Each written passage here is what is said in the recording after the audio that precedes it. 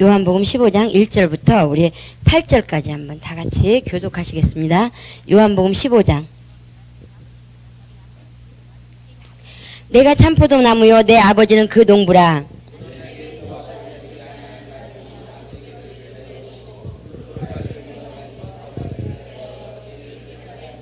너희는 내가 일러준 말로 이미 깨끗하였으니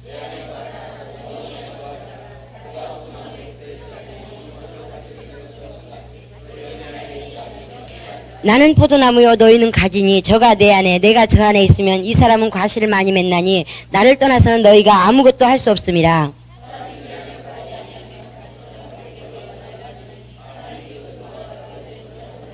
너희가 내 안에 거하고 내 말이 너희 안에 거하면 무엇이든지 원하는 대로 구하라. 그리하면 이루리라.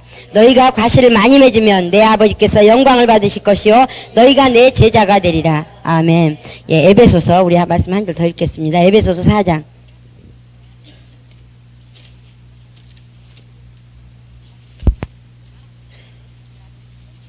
에베소서 4장 13절부터 우리 16절까지.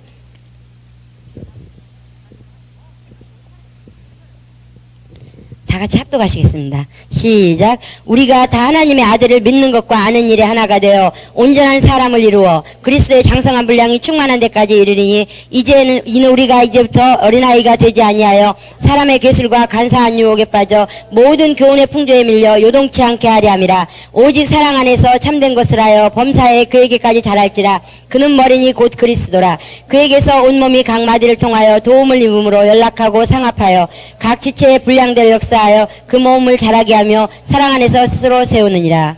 아멘.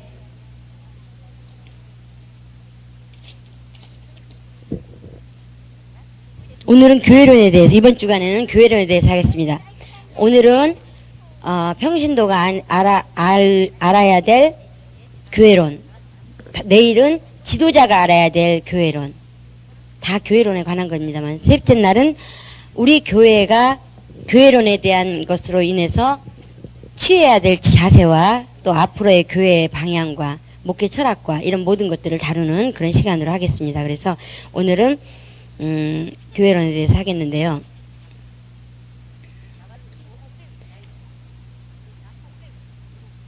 저희가 5년 동안 교회가 이제 목회를 하고 세 번 아픔을 당하면서, 그리고 그 뒤에 이제 하나님께서 깨닫게 해주신 게 이 교회론인데, 저는 주님 앞에 그런 기도를 해봤어요.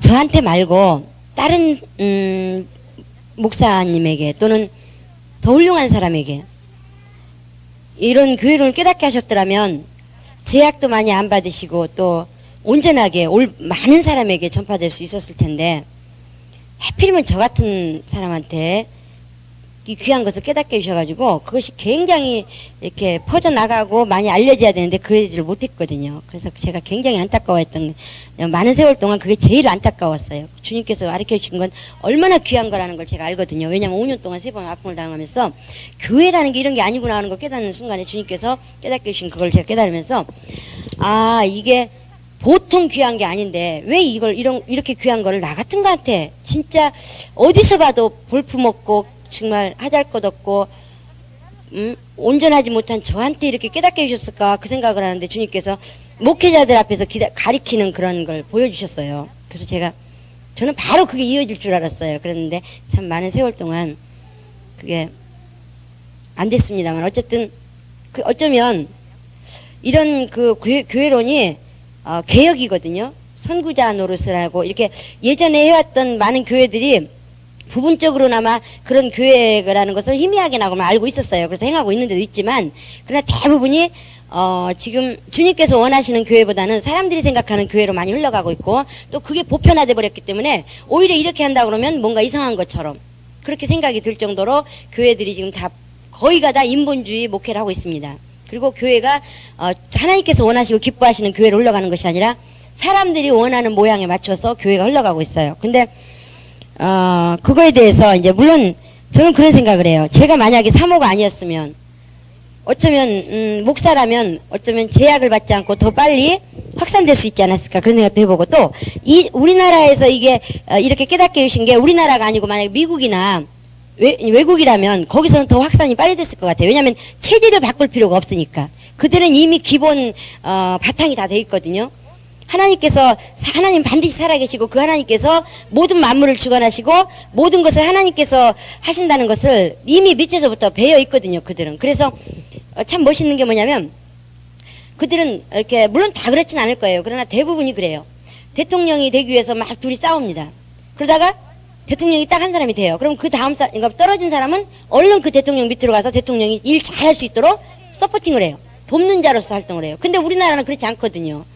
대통령 둘이 됐다. 근데 한 사람이 대통령이 됐다. 그러면 그 다음에 뒤로 돌아서 가지고 그 대통령이 하는 거 사사건건, 응? 물론 다 그렇진 않습니다만은. 근데 정서가 그래요. 저희 나라는. 그래서 대부분 어떤 상황에 내가 최선을 다했는데 그 상황에서 내가 원하는 대로 안 됐어요. 그럼 하나님께서도 하나님께서 이 환경도 주장하신 것이다. 그래가지고 모든 세우신 권세에 우리가 순복할 줄 알아야 되거든요.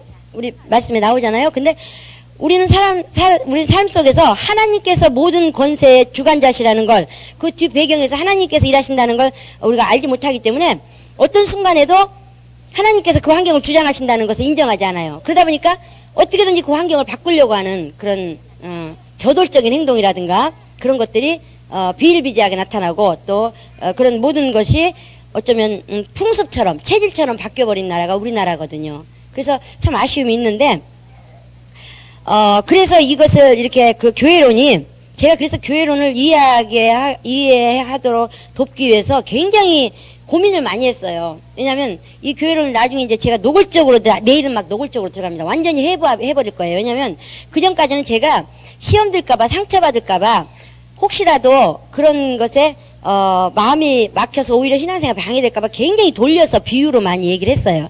그래도 어차피 못 깨닫고 시험 들더라고요. 그래서 이제는 영적 지도자가 확실하게 진단을 하고 그 진단 부위를 확실히 알았을 때 병든 부분을 아주 살로 도려내야지만 정확하게 도려내야지만 그 다음에 건강을 찾을 수 있듯이 내일은 지도자가 알아야 될 교회론에 대해서 아주 그냥 완전히 이렇게 발가 벗겨놓고 애듯이 그렇게 들어갈 거예요. 오늘은 이제 기초부터 다시 들어갑니다. 왜냐면 오늘 한 교회로는 여태까지 제가 강의를 통해서 계속 한 거예요.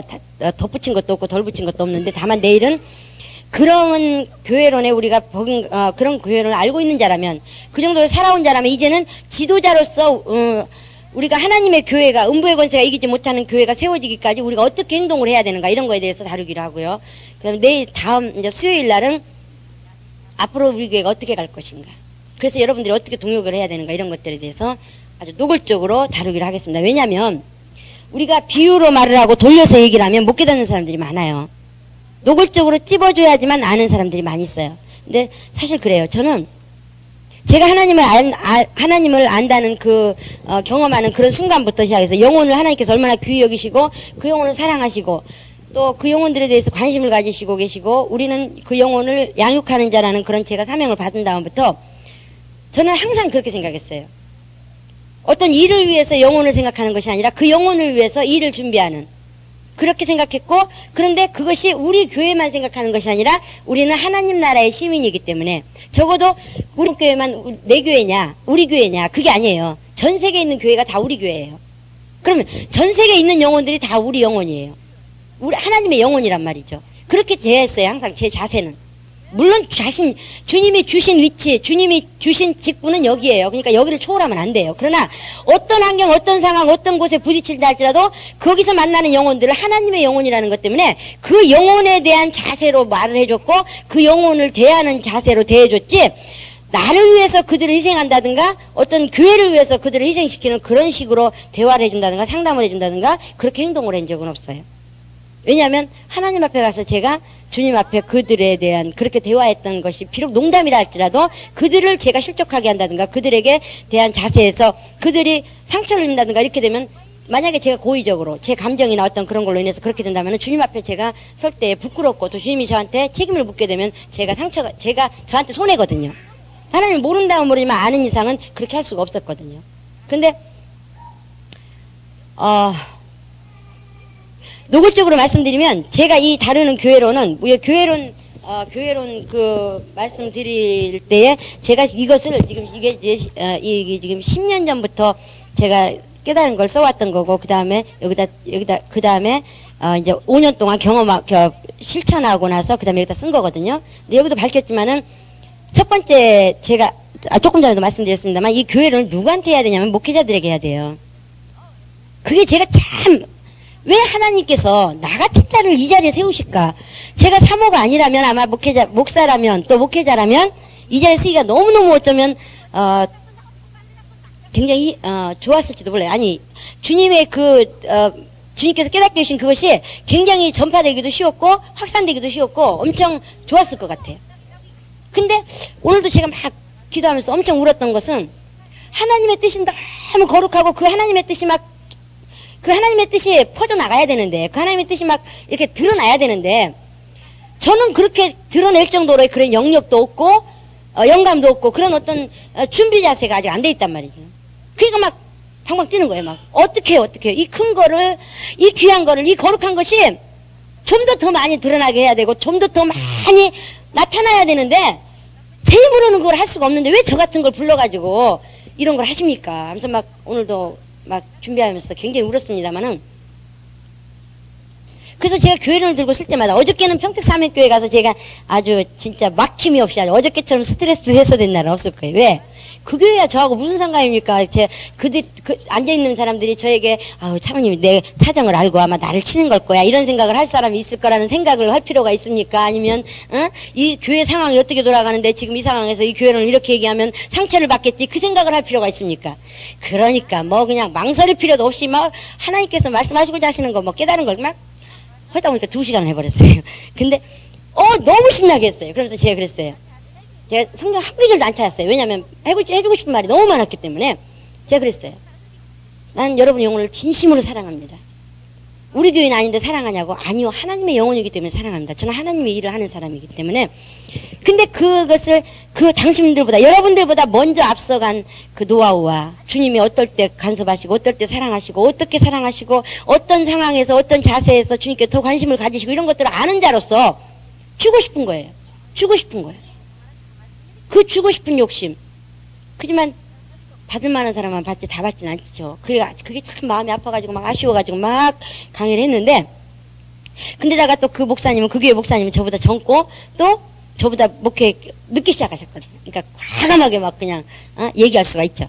또 받아들이고 4년째 갔으니까요. 막 굉장히 겸손하게 받아들이고요. 그래서 너무 신나게 했는데 다른 데는 가서도 목사님들한테 하는 말은 제가 말 못해요. 왜냐하면 감히 사모가 목사님한테 한다고 그렇게 안 받으면 그럴까봐 말을 못하고 돌려서 구역장들, 지구장들 또 지도자들이 어떻게 자세를 취해야 되고 어떻게 해야 되는가 이런 거에 대해서 그냥 이렇게 돌려치기 해가지고 강조하고 옵니다. 하지만 저는 항상 얘기해요.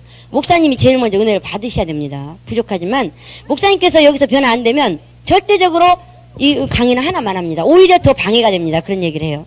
또 어떤 집사님이 저한테 그런 얘기를 했어요. 제가 세미나 다니면서 벌써 그분은 이제 교회론에 대해서 아마 제가 말하고자 하는 그 교회론에 대해서 어느 정도 터득이 된 것 같아요. 사모님이 교회론을 강의하는 교회마다 가서 교회론을 얘기했는데 성도들은 교회론이 변화됐는데 목사님이 만약에 반대한다면 오히려 방해가 되지 않습니까? 그런 얘기를 하더라고요. 그래서 제가 그랬죠. 나 교회론 강의, 직분제 세미나 강의 오는 데마다 기도한다. 그리고 테이프 먼저 보내드리고 그 다음에 간다. 근데도 강의를 허락하셨을 때는 하나님께서 허락하셨을 때는 내가 그것까지 책임지려고 그러면 나는 1분 1초도 움직이면 안 된다.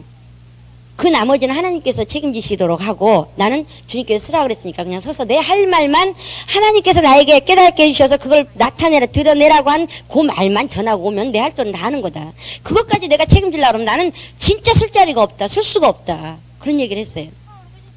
그런 것처럼 참 저는 저희 교회 여러분들한테요 너무너무 그러니까 안쓰러울 때가 있어요. 왜냐하면 솔직하게 이 교회론이 지금 물론 어느 분 어떤 분들도 다 이렇게 행하고 있겠지만은 그러나 이렇게 주변에 보면은 이렇게 터득이 되신 분이 그렇게 없어요. 제가 잘났다는 건 절대 말하는 게 아닙니다. 그러면 이것이 제가 13년 전에 하나님께서 저에게 교회론을 깨닫게 해주시고 나서 그것이 지금 이제 아마 올해부터는 제가 목사님들 앞에서 강의를 할 것 같아요. 왜? 훈련이 끝났기 때문에 하나님께서 그렇게 쓰실 거라는 게 느껴집니다. 근데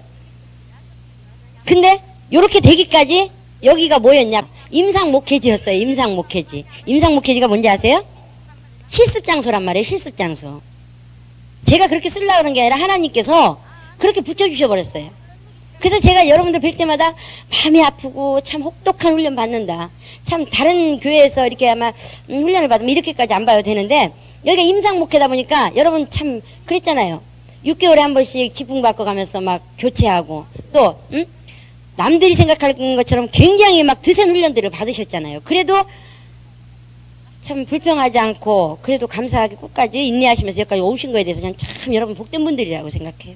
왜냐하면 이게 자기관리와 성장을 할 때 제가 그 복에 대해서 굉장히 강조를 할 거예요. 근데 많은 사람들이 하나님께서 복을 주시고 싶어도 본인이 복되지 못하기 때문에 그 복을 피해가 버리는 경우가 있습니다. 저는 17년 동안 그걸 너무 많이 봐요. 또 어떤 사람은 별로 복받을 자도 아닌 것 같은데도 그냥 돌아다니다가 갑자기 복받을 시간이 와가지고 덤으로 복받는 사람들이 있어요. 그 참 복된 사람들. 근데 나중에 보면은 부모님이 심었던지 아니면 본인이 뭔가 어렸을 때 교회를 가가지고 하나님께 서운한 게 있던지 뭐 어떤 그런 어떤 그 밑에 깔린 그 배경이 있더라고요. 그래 그냥 지나가다 불려오는 경우는 거의 없어요. 어쩌면 창조주 하나님, 나를 만드신 하나님, 그가 하나님 앞에 나오지 않고 예수는 몰랐지만 그래도 하나님이 살아계시다는 거, 나를 만드신 분이 누군가가 계실 거라는 그것을 막연하게나마 생각하고 두려워하고 있는 사람은 언젠가 하나님께서 부르십니다. 그래서 교회로 들어오게 하고 또 그 교회를 만나기 전에, 교회를 통해서 예수를 만나기 전에도 그가 하나님께 복받는 그런 것을 보게 되거든요. 네. 어쨌든 오늘 교회로는 제가 하는 교회로는 사람들이 생각하는 교회가 아니고 하나님께서 기뻐하시고 하나님께서 원하시는 교회에 대해서 얘기하는 겁니다.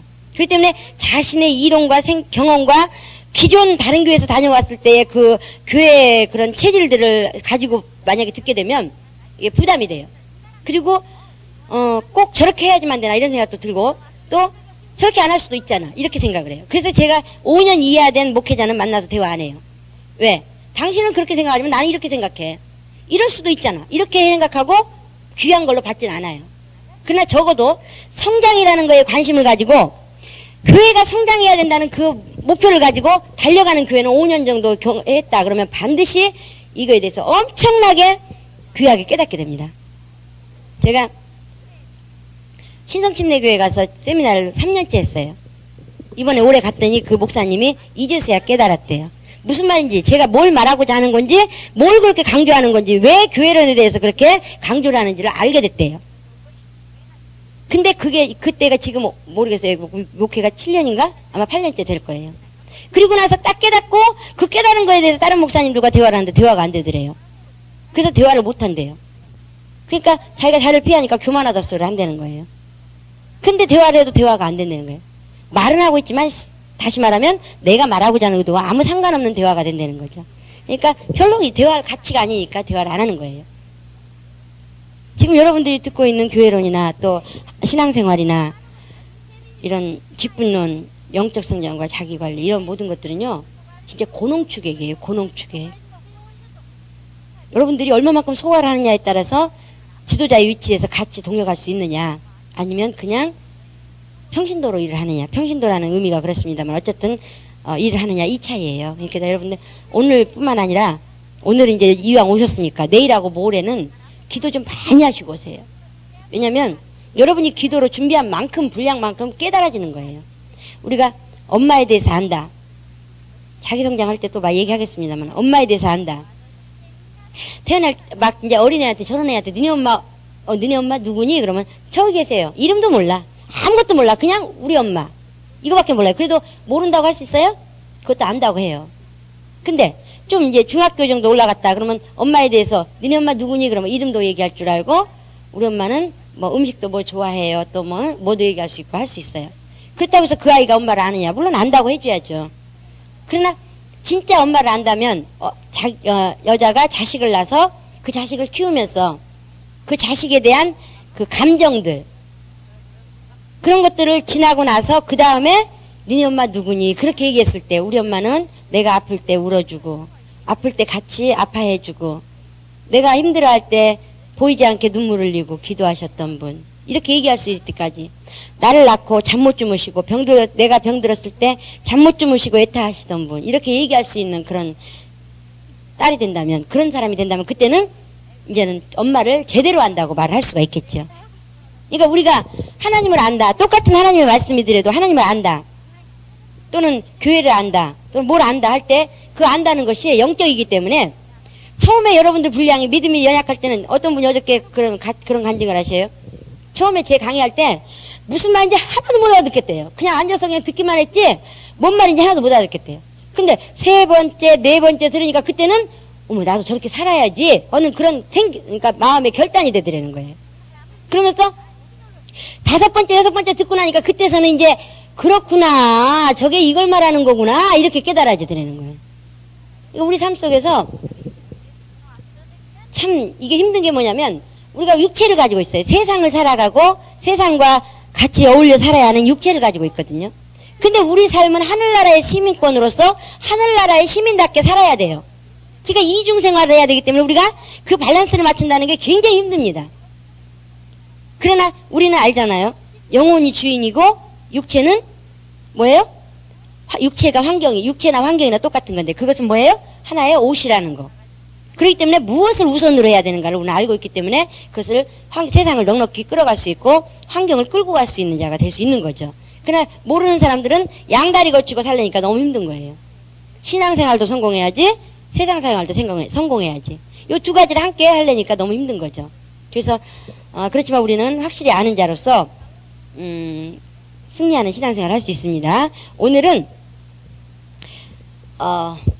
하나님께서 우리에게 향하신 교회가 뭔가.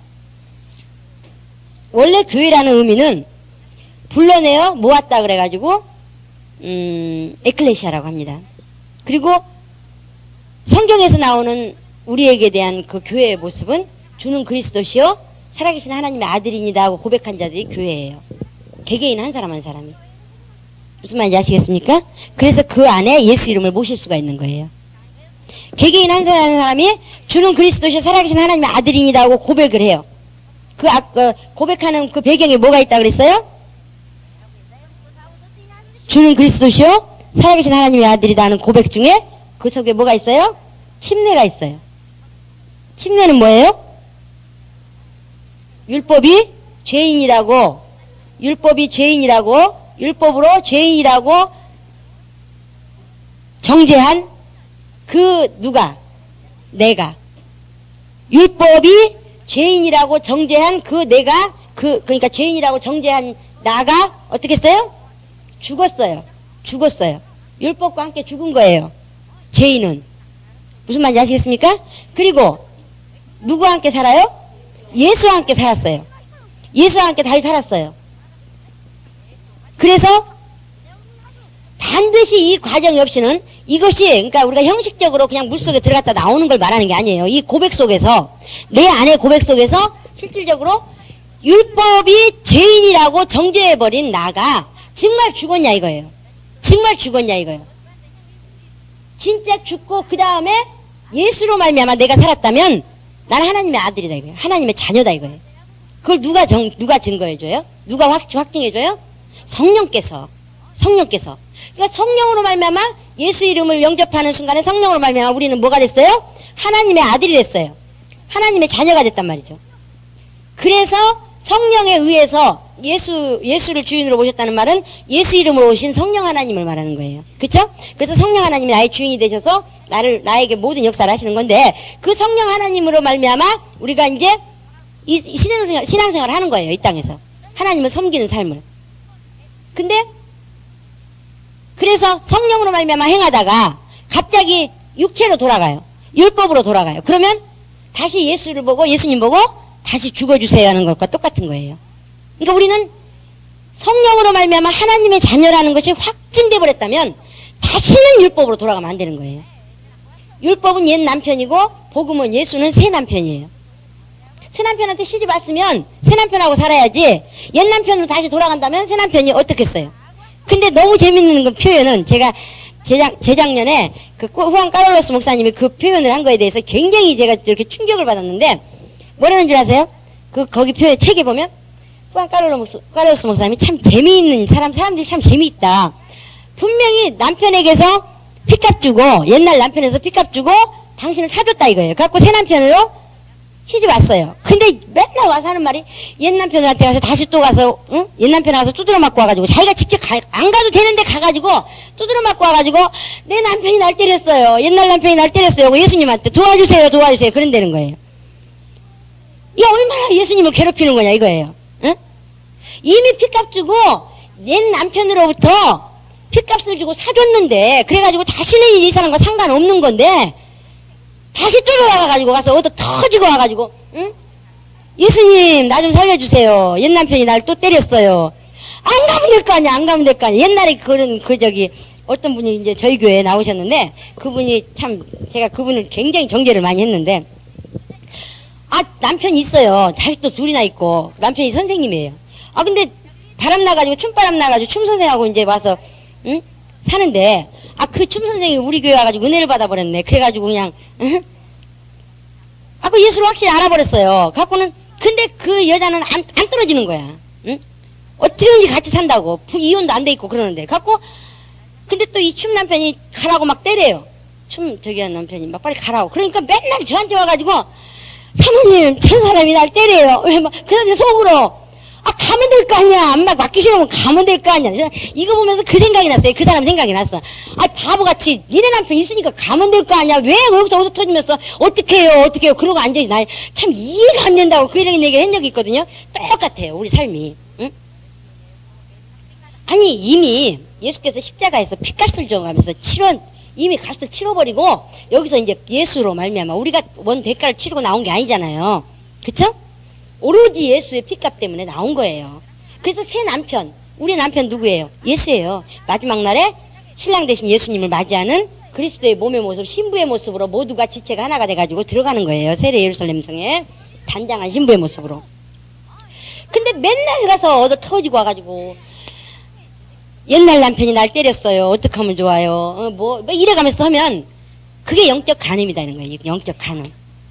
그 정도로 무서운 거예요, 이게. 율법으로 우리가 돌아간다는 게요, 아무것도 아닌 거 아니에요. 무슨 말 이해되십니까? 그래서 죄책감을 갖는다는 건, 여러분들이 죄책감을 갖는다는 건, 다시 말해서 예수님이 십자가에서 피 흘려주신 공로를 내가 부인하는 거예요. 내가 예수님께서 십자가에서 죽어주셨다는 걸 믿지 않는 거예요. 의심하는 거예요.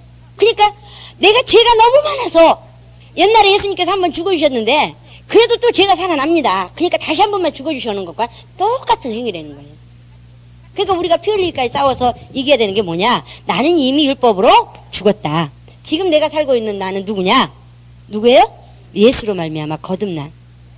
그래서 하나님의 자녀다. 그러니까 내가 주인이 아니고 누가 주인이에요? 예수께서 내 주인이시니까 내가 내 마음대로 살 수가 없는 거다. 이것을 확실하게, 아주 확실하게, 그러니까 이게 아주 체질이 돼버려야 돼. 체질이. 무슨 말인지 아시겠습니까? 그때부터 열매가 나오는 거예요. 그때부터. 왜? 이미 자, 어둠이어가 있고 그 다음에 빛이 있어요. 응? 근데 어둠에 왔다 갔다 이렇게 하면서 내가 어둠의 자식인지 빛의 자식인지 잘 구분도 못하는 사람에게서 열매가 나오겠습니까? 안 나오죠. 우리는 어떤 사람 어떤데 거에 있느냐에 따라서 거기서 열매가 나오게 되는 거예요. 빛에 거했으면 빛의 열매가 나오는 거고 어둠에 거했으면 어둠의 열매가 나오는 거예요. 근데 왔다 갔다 중심도 못 잡는데 어떻게 열매가 있겠어요? 열매가 떨어져 버리죠. 그러니까 우리는 절대적으로 어둠에 거하는 것과 싸워야 돼요. 죽기까지 싸워야 돼요. 근데 그 어둠의 주관자가 누구냐? 원수마귀인데 원수마귀는 뭘 빌미로 잡느냐? 뭘 자꾸 들춰내서 잡느냐? 율법. 육체에 대한 율법. 율법에 대해서 엄청 그걸 가지고 사람 트집을 잡아요. 그래가지고 너 이러고도 하나님 앞에 갈래? 너 이러고도 하나님의 자녀야? 너 이러고도 이러면서 계속 정죄합니다. 여기서 우리 초월하지 못하면 열매가 나올 수가 없어요. 오늘 말씀드린 하나님께서 포도나무와 가지로서 우리에게 요구하시는 건 뭐냐면 열매를 맺게 하시는 거거든요. 그 열매를 많이 맺으면 주님이 영광을 많이 받으시는 거고 열매를 적게 맺으면 주님이 영광을 조금 받으시는 거예요. 자, 우리가 지난주에도 계속 말씀드렸습니다만 우리는 소속이 어디냐? 자, 우리가 살고 있는 데가 지구고 그 바깥에가 어디예요? 우주고 우주 바깥에가 뭐예요? 하나님의 하늘, 신들의 하늘. 그래서 그 하나님은 또 어디 계세요? 신들의 하늘 바깥에. 그쵸? 바깥에. 그러니까 하나님은 엄청 크신 분이죠. 보이지 않는 분이에요. 그냥 볼 수가 없는, 우리 이 땅에 가서도, 하나님 나라에 가서도 못 봐요. 너무 크시기 때문에. 예? 그분에게서 누가 나오셨어요? 예수님. 근데 오늘 요한복음 읽으니까 뭐로 비유를 했어요? 포도나무. 우리는 뭐예요? 가지. 그렇죠. 이 관계를 잊어버리면 붙어있질 못해요. 붙어있질 못하면 어떻게 되느냐? 말라져서 불에 던져버린다고 그랬어요. 근데 많은 사람들이 포도나무에게 붙어있는 것을 뭘로 붙어있다고 어떻게 붙어있다고 생각하느냐? 그냥 예수님에게 이렇게 붙어있다고 생각해요. 다 각자가 예수님에게 붙어있다고 생각해요. 이렇게 해서 하나님 나라 가느냐? 그럼 오늘 말씀이 뭐예요? 열매를 많이 맺으면. 이렇게 해서 열매 맺을 수 있어요, 없어요? 없어요. 없습니다. 열매를 맺으려면 어떻게 해야 되느냐? 가지에게서 가지가 나오고, 또 가지가 나오고, 또 가지가 나오고, 또 가지가 나오고. 그러면서 열매를 맺는 거예요. 그러니까 예수님으로부터 안수하고 해서 이렇게 오다 보니까 누구까지 왔느냐? 목회자까지, 한 교회의 목회자까지 오는 거예요.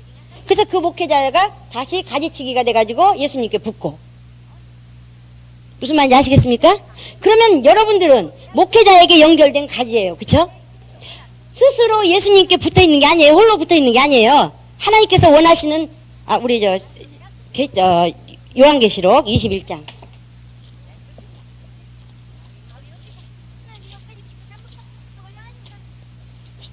21장 1절 2절 우리 다 같이 합독하시겠습니다. 계시록 21장 1절 2절.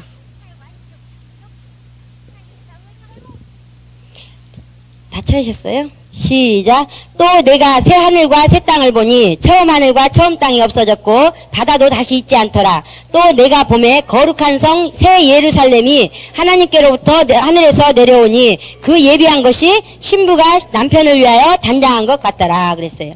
우리는 기존 물론 이따가 또 다시 말씀드리겠습니다만 하나님 나라의 마지막에 거룩한 성으로 가고 성의 모습으로 가고 그래서 에베소서 2장에 보면 선지자들과 사도들 터 위에 신령한 집으로 지어져 가고 건물마다 이어지느니라는 말씀이 있죠. 그래서 새 예루살렘의 거룩한 성의 모습으로 가고 그 다음에 또 하나는 뭐예요? 신부가 신랑을 맞이하기 위해서 준비하고 단장한 모습으로 간다는 거예요. 근데 그렇게 말을 하면 사람들이 그럼 이 교회도 다녀도 되고 저 교회도 다녀도 되고 저 교회도 다녀도 되네. 그쵸? 맞아요. 근데 지체가 되기까지 거저되는 것이 아니라 우리가 침례를 받기 전에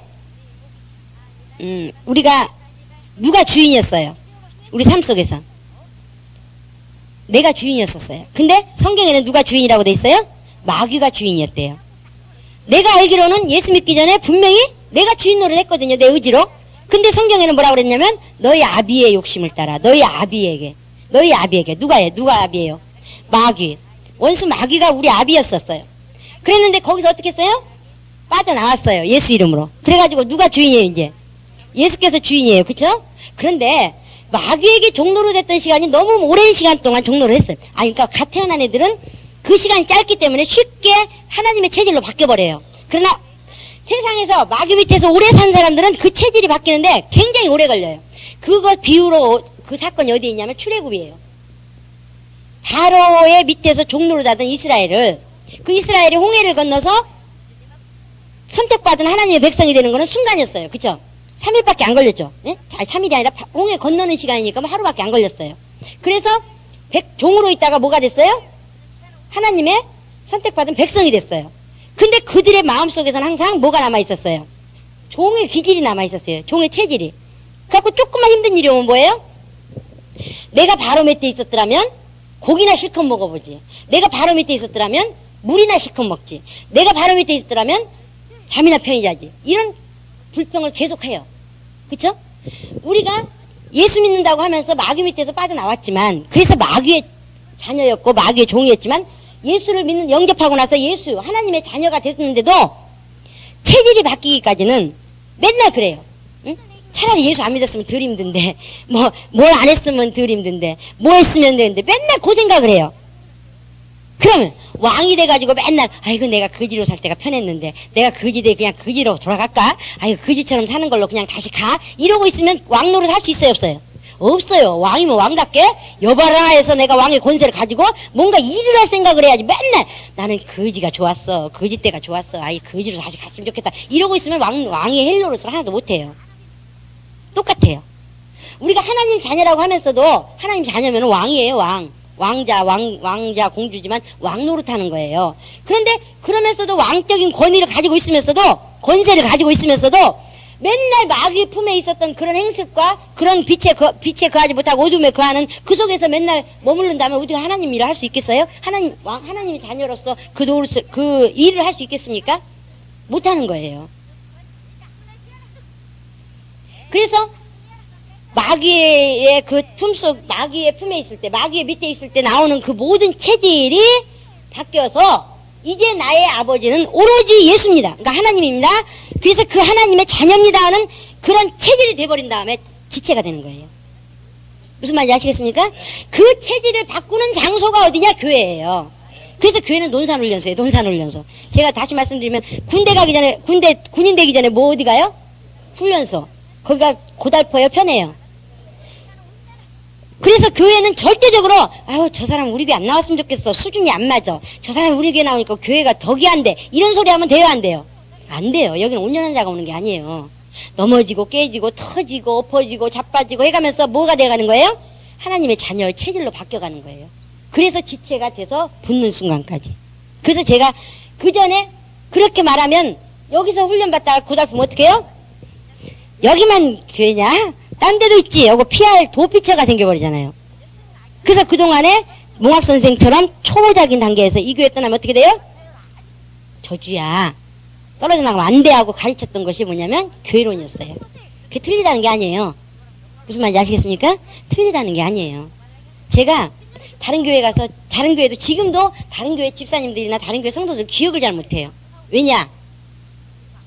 일부러 물론 원래 또 성품이 기억을 못해요. 근데 기질이 원래 그러기도 하지만 불어 제가 기억을 안 해요. 왜냐면 가면 막 굉장히 친하게 아는 척하고 대해주는 사람도 있어요. 근데 저는 그냥 형식적인 인사이해는 안 받아요. 왜냐면 제가 그들에게 친하게 하면 그들이 그 교회에서 훈련을 통과하는 과정에서 힘들고 어려울 때 아유 다른 교회로 가까보다 이런 생각 안 드는 사람이 있으면 거짓말이에요. 이 자리에 앉아있는 사람도 아마 다 한 번쯤은 그 생각했을 거예요. 중간에 가다가 어휴 그냥 다른 교회로 가. 그때 누가 제일 먼저 생각나겠어요? 평상시에 잘해준 사람. 평상시에 잘해준 사람. 근데 제가 가서 막 그 집사님한테 친하게 했다 그러면 딱 떠오르는 사람이 누구겠어요? 저 아니겠습니까?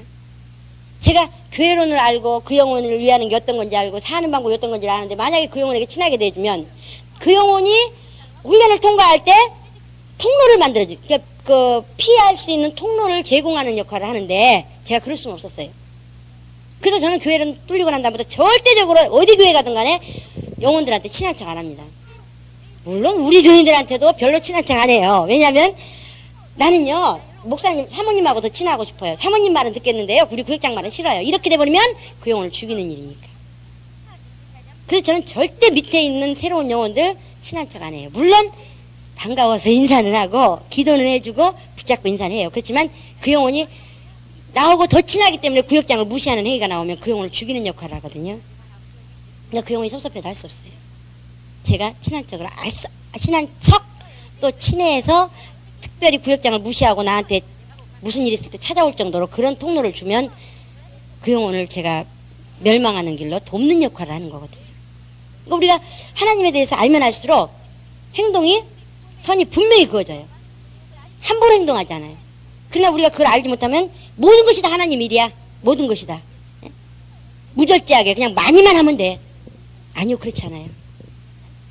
마찬가지로 우리가 그 하나님 나라에 가는 데 있어서 반드시 뭐가 돼야 되냐면 그냥 이쪽으로만 나와서만이 하나님의 자녀가 되는 것이 아니라 마귀 밑에 있다가 예수 품으로 나와서만이 하나님 자녀가 된 것이 아니라 뭐가 돼야 된다고요? 체질이 바뀌어야 돼. 체질이. 하나님의 자녀답게 왕답게 훈련할 수 있는 그가 나와야 되는 거예요. 그렇게 하기까지 훈련이 돼야 되는 거예요. 그 훈련이 되는데 가만히 앉아있다가 훈련이 되느냐? 그렇지 않거든요. 성경 보고 기도하고 전도하고 봉사하고 직분에 충성하고 헌신하고 선교하고 막 이런 걸 하면서 어떻게 되는 거예요? 하나씩 다듬어지면서 또 하나씩 어떻게 돼요? 절제가 되고 인내하게 되고 이런 모든 것들이 훈련이 되면서 그 다음에 적부침하게 되는 거예요. 나중에 세월이 흐르면 인생을 살면서 나이 많이 드신 분들 웬만한 일은요 참어 그렇게 돼요. 근데 젊은 사람들 그게 돼요? 아니야 옳고 그른 건 반드시 구분해야 돼. 제가 그랬으니까요. 제가 그래서 저 같은 성격 보면 당신도 훈련 참 고달프겠어 그런 얘기가 저절로 나와. 왜? 저는요 옛날부터 어땠느냐, 저희 목사님 제일 피해자예요. 제가 옳다고 생각하면요 죽어도 안 굽혀요. 아주 진짜 목에 칼이 들어도 안 굽혀요. 그래도 맞는데 아니야 그래도 맞아 가 확인해봐 막 이래가면서 따져가지고. 그러니까 처음에 제가 개척했을 때요 그때 저기 저 사모하고 있는데 누가 저를 억울하게 했어요. 근데 그게 세상에 3년 만에 제 귀에 들렸어요. 3년 만에 다 그게 돌고 돌아가지고 사람들은 다 알고 있고 목사님도 알고 계시고 다 알고 계시는데 저 귀에는 안 들리는 거예요. 그래서 왜 그랬나 생각해보니까 하나님께서 은혜를 베푸사 만약에 제가 그 억울한 걸 들었다 그러면 가만 안 있어요. 그 사람 붙잡고 네가 죽냐 내가 죽냐 옳고 그른 거 따지자 그래가지고 가서 무릎 꿇을 때까지 그 사람이 잘못했다고 할 때까지 다 쫓아다니면서 옳고 그른 거 따져가지고 반드시 나는 억울하다 나는 그렇지 않다는 걸 밝히고 마는 사람이에요. 성격이. 근데 또 제가 잘못했다는 거 알면요 아주 그 자리에서 무릎 꿇어요. 아 제가 이렇게 생각해서 분명히 이게 옳다고 생각했는데 확인해보니까 그게 아닙디다 그러고 제가 무릎 꿇을 수 있어요. 하지만 제가 옳다고 주장하는 것만큼은 피를 보더라도 내들 제가 어떤 일까지 썼느냐. 그래서 제가 옛날에 그것 때문에 그 얘기 그 사람 충분히 이해한다 그랬어요. 공중전화 20원을 먹어버렸어요. 그때 옛날에는 20원이었어요. 그것 때문에 법정 투쟁을 해가지고 하여튼 뭐 몇십만 원을 들여서 이겼어요. 그래가지고 얼마 받았냐 20만 원하고 뭐 비용 조금 든거하고 받았어요. 그러니까 손해가 막 심했어요. 그러니까 사람들이 신문에 난 거 그걸 보고 이런 미련한 사람 멍청한 사람 막 그런 얘기했지만 저는 나도 저럴 수 있어. 내가 정당한 권리를 찾고 옳다는 걸 주장하기 위해서 내가 그렇게 할 수 있어. 이렇게 얘기한 것이 뭐냐면 제가 직장 다닐 때 분명히 저는 굉장히 수학에는 좀 관심이 많은 사람이거든요. 그래서 그래도 조금 터득이 된 사람의 공식이.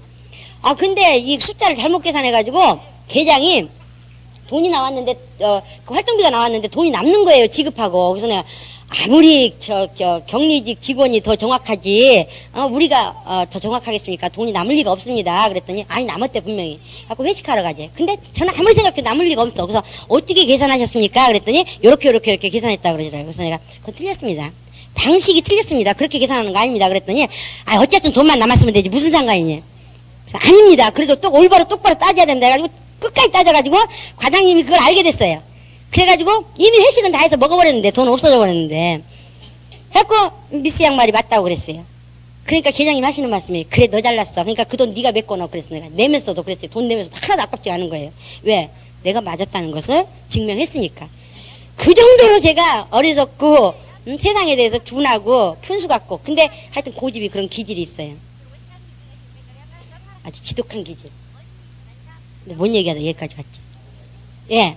그래서 제가 그런 사람들 만나면 제 앞에 오면 나 같은 인생 또 하나 있는데 당신도 훈련 참 되게 고달프겠어 이런 생각을 그냥 뭐 얘기할 수밖에 없는 게 뭐냐면은 그런 사람이 사모로 있으니 그 사모의 위치에서 그게 하나님께서 쓰시기 편하겠습니까?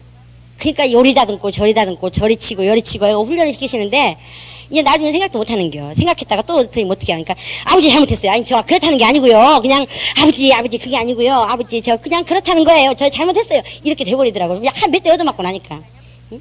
생각만 했다 뭐 그냥 얻어 터져야 되니까. 그래 지금은 사람들이 누가 뭐라 해도 그래 너 잘났어 그냥 그러고 말아버리지. 그건 아니야. A는 B고 B는 C고 뭐 이래가면서 다 따지고 그렇게 하면 안 해요 이제는. 근데다가 나이가 제가 먹었거든요. 인생 사는 지혜가 생겼거든요. 따져봤자 하나 유익 없더라. 그러니까 이제 스스로 포기하게 되더라고요. 그런 것처럼 인생을 많이 사시게 되면 참지 말라고도 참아지게 돼 있어요. 왜? 훈련을 통해서 인생 훈련을 통해서 뭐가 바뀌어버렸어요? 체질이 바뀌어버렸어요. 그래서 그렇게 돼요. 근데 젊은 사람들은 그게 안 돼요. 어떻게 넘겨집어서 제가 옛날에 그래 봤거든요. 당신은 무식하고 무능하니까 그렇게 말하지 그게 아닌 게 또 있어 막 해가면서 막 따져가지고 막 뒤집어 엎고 내 돈을 막 싸가지고 가서 밭대기로 들이더라도 반드시 옳고 그른 건 가려야 되고. 그래서 젊은 사람이 장점이 있고 단점이 있고 나이 드신 분은 또 인내하는 대신에 개혁을 못해요. 왜? 안전한 것만 찾으니까.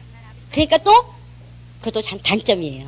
그래서 제가 일꾼들을 기를 때 나이 든 사람에게 투자를 안 하는 이유가 뭐냐? 개혁이 없어. 그냥 안전하게 가려고 그래. 그냥 여기서 이렇게 저질렀다가 뭐 잘못되면 어떡해. 근데 제가 지금 그러고 있더라고요. 이렇게 길을 가다가도요, 저쪽으로 가면 좀 빨릴 것 같은 생각이 들거든요. 옛날 같으면 당장 그쪽으로 갔어요. 왜? 돌아오는 한이 있어도 한번 보고 와야 돼. 그래야 속이 시원하거든요. 근데 지금은 뭐라 그러냐? 아유, 갔다가 길 없으면 어떡해. 또 돌아와야 되잖아. 그냥 일로 가. 편한 대로, 아는 대로. 그래서 제가 그 생각을 하면서, 이야, 나이라는 게 이런 거구나. 에? 그런 생각을 했어요. 근데 저는 항상 이왕이면 도전적인 사람이 되길 원해요. 왜? 주님이 성장하는 걸 원하시고, 주님이 언제든지 이적을 일으키시는 분은 절대적으로 가만히 안주하는 데서 안 일으키시는 분이라는 걸 알기 때문이죠. 그래서 그렇지만 나이 드신 분이 다 장점만 있느냐? 그렇지 않아요. 인생 노하우는 절대적으로 무시할 수가 없는 거예요. 그러나 성령보다 더 노하우를 내세우게 되면 안 되지만, 그러나 그 굉장히 중요한 겁니다. 붙잡아주는 역할이 굉장히 중요해요. 그래서 체질로 바뀐다는 것은 하루아침에 되는 게 아니에요. 세월을 요구하고 세월을 요구하고 세월을 요구하고. 그래서 그렇게 흐르다 보면 참 우리가 쓰잘데기 없는 거 가지고 싸웠구나. 인생 참 짧은데 참 진짜 우리가 서로 사랑하면서 살아도 너무 아까운 시간들, 너무 모자라는 시간들인데 쓸데없는 거 가지고 한참 싸우다 보니까 시간이 낭비가 됐구나, 아깝구나, 이런 생각을 하는 사람들이 이제 세월이 흐르면서 노하우가 생긴 나이 드신 분들이에요. 그쵸? 그쵸? 예. 다들 안 그러신가 봐요. 저 혼자만 그럼 변했나? 그런 것처럼 신앙생활 하면서 내가 마귀 밑에 있던 때가 좋았다. 내가 마귀 밑에 있던 행할 때가 좋았다. 마귀 못 가야 돼. 이렇게 되는 성령으로 체질이 완전히 바뀔 때까지, 그때까지 훈련하는 장소가 어디냐? 교회거든요. 지금 현재 우리나라에 이렇게 가버나움교회라고 있는 그렇게 이름된 교회예요. 이 교회가 뭐냐? 논산훈련소예요. 논산훈련소. 그렇게 체질로 바꿔주는 훈련소. 그래서 거기서 훈련을 통과한 자들을 어디다 접붙이며요? 새하늘과 새 땅에 가는 하나님 나라에 접붙임하는 거예요. 이해되십니까? 그때까지 견디는 것이 그 영혼의 유익이라는 거예요. 그리고 나서 그 체질이 딱 되고 난 다음엔 어떻게 해요? 갈 곳으로 가도 돼요. 아무데나. 아무데나 가도 돼요. 누가 원하시는 대로. 성령께서 원하시는 대로. 이해되십니까? 제가 이렇게 예전에 가르치던 교회론처럼 저 여기 아무도 있으면 죽는다. 그러니까 목사님들이 안주해버려가지고 떠나? 죽으려고 한다랬어? 이러면서 나와버리면 오히려 영혼을 죽이는데 내가 동력한 것밖에 안 되는 그런 꼴이 돼버렸어요. 그런 데 있어요. 그렇지만 저는 할도리 한 거지. 그렇게 되지 않기를 바라면서 했지, 그렇게 되기를 바라서 하는 건 아니에요. 우리는 새하늘과 새 땅에 가야 될 자들이에요. 그쵸? 영생에 들어가야 될 자들. 그런데 어디를 통해서 간다고요? 교회의 모습을 통해서. 교회의 모습을 통해서. 교회의 모습이 뭘로 비유를 했어요? 포도나무와 가지, 또 그리스도의 몸의 모습의 지체, 또 한 가지는 베드로는 뭘로 비유를 했냐면 신령한 집, 살아있는 돌들이 모아져서 지어져가는 신령한 집, 제사장으로서 거룩한 산돌, 예수님, 산돌이신 예수님 앞에 나와서 우리도 산돌같이, 산돌이 뭐예요? 살아있는 돌처럼 신령한 집으로 지어져 가고 그랬어요. 그렇게 표현을 했어요. 교회 모습을. 그래서 우리는 교회가 뭐냐? 세상 사람들이 말하는 교회는 이 건물입니다. 그리고 모여있는 사람들을 교회라고 해요. 하지만 실질적으로 교회 안에 들어와 있어도 교회에 지체에 안 들어가는 사람은 교회가 아니에요.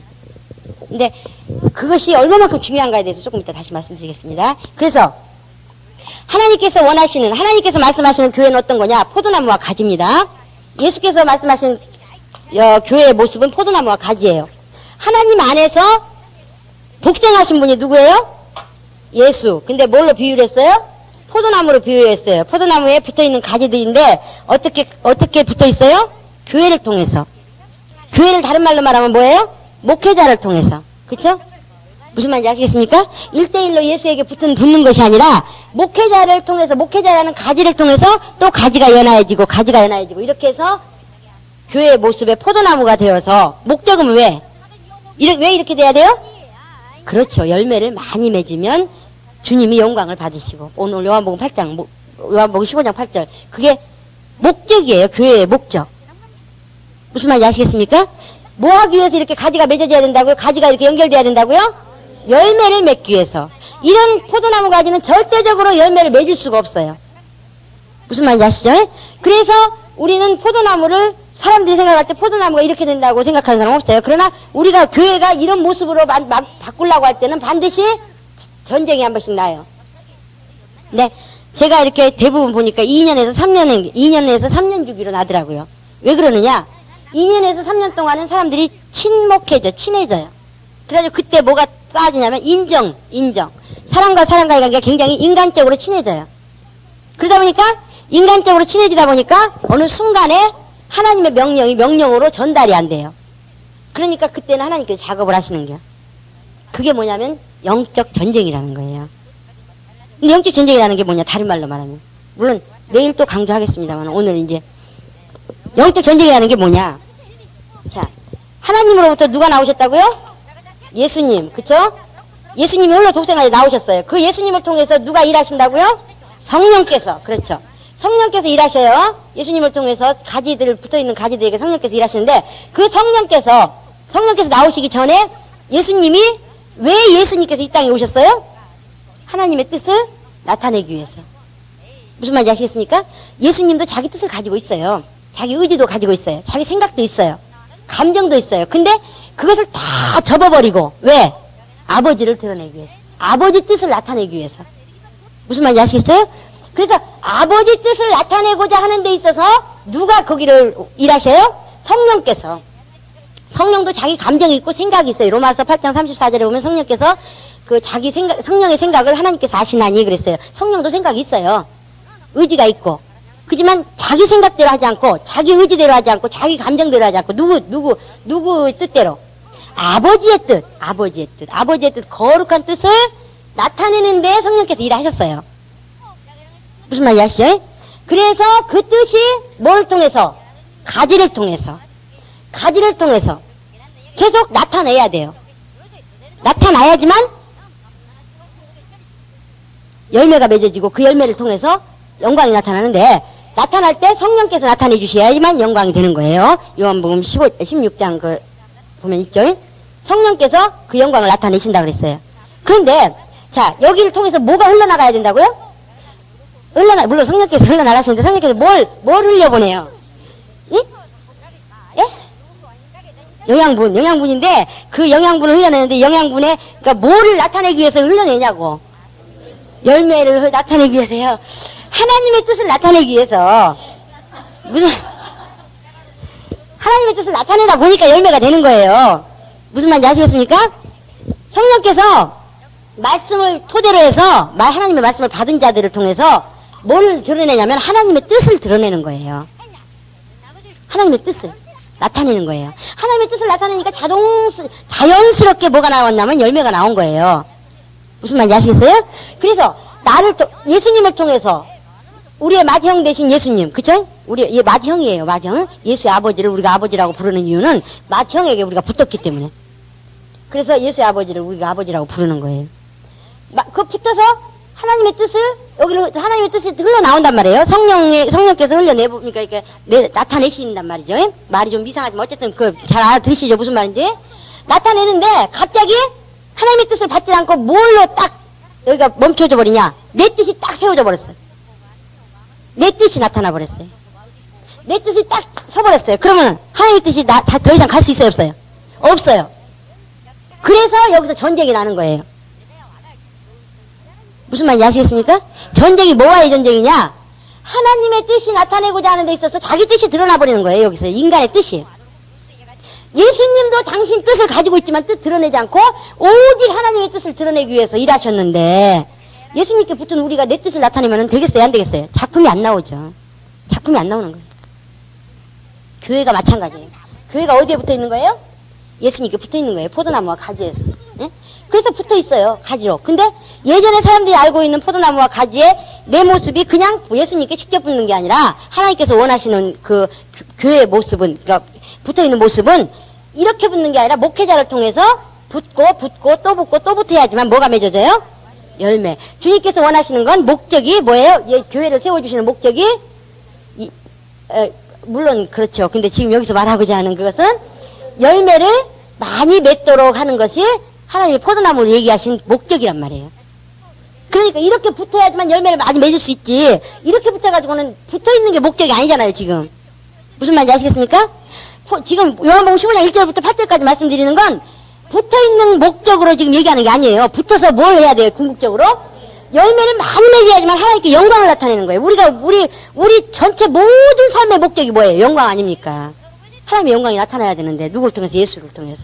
자, 교회가 예수에게 소속이 되어 있기 때문에 여기서 영광을 나타내면 자연히 예수를 통해서 하나님께 영광이 되는 거예요.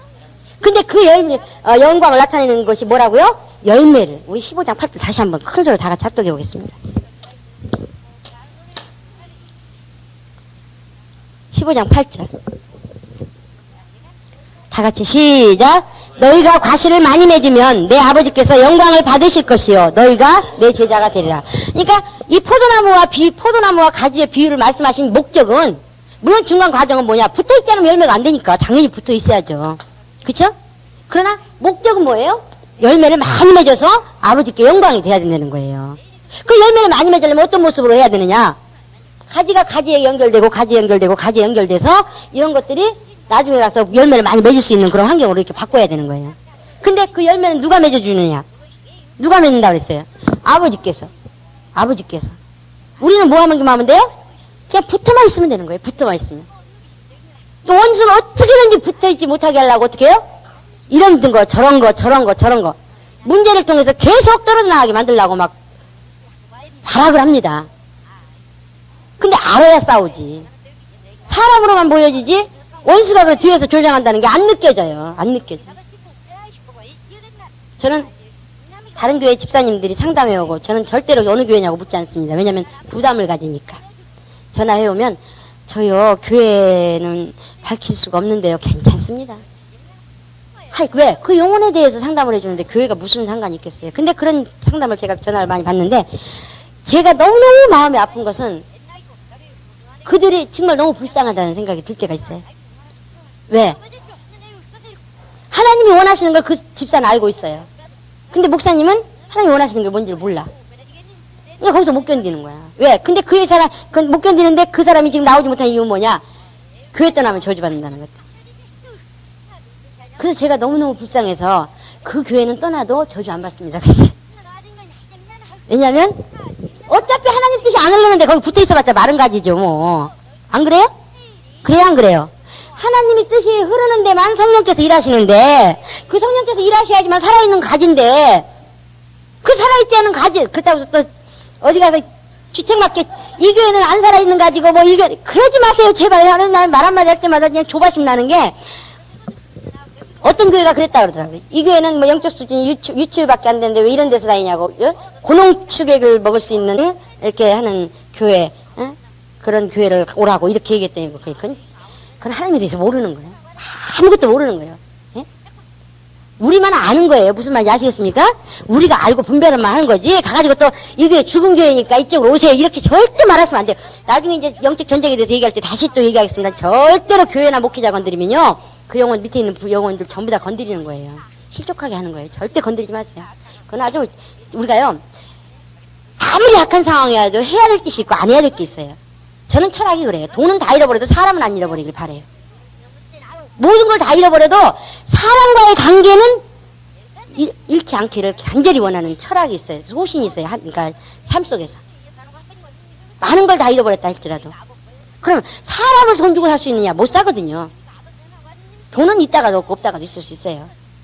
그러니까 돈 꺼주고 돈 잃어버린 것 때문에 사람하고 원수되는 건 그건 제일 미련한 짓이에요. 미련한 짓. 특별히 가족관계끼리. 예? 하지만 그게 이렇게 말처럼 된다며요. 훈련이 안 되면은 막 100만 원도 그냥 진짜 이 세상을 다 변화시킬 만큼 나한테는 큰 돈인데 그 100만 원 떼어먹고 도망갔으니 얼마나 무슨 주의고 싶겠어요. 그쵸? 자, 하나님께서 원하시는 교회를 통해서 교회를 통해서 교회가 포도나무와 가지라고 비유하셨는데, 그 비유를 하신 목적이 뭐라고요? 열매를 많이 얻고자 합니다. 근데 그 열매는 누가 맺어주는 거예요? 아버지께서. 그럼 우리가 해야 될 일이 뭐예요? 붙어있는 것. 근데 그거 못 붙게 하려고 원수가 막 발악을 한단 말이죠. 그래서 우리는 포도나무와 가지에서 붙어있는 그런 과정으로 3단계의 훈련이 오는 거에 대해서 말씀을 드린 적이 있습니다. 그렇죠? 첫 번째로는 뭐예요? 환경. 여러 가지가 있죠. 주일날 주님을 뵈러 갈 것이냐, 갯돈을 받으러 갈 것이냐. 빚쟁이가 그 돈 징그럽게 안 주더니 그 해필이면 또 그 주일날 주겠디야. 예배 시간에 맞춰서. 그러니 내가 저 돈을 못 받으면 살림이 안 피는데 주님을 만나러 포기하고 가야 되느냐, 아니면 저 돈을 받아야 되느냐. 그래서 여러분 다 통과하신 분들이니까 웃죠. 그거 이제 시작하는 사람은요, 심각한 고민이에요, 그거. 예?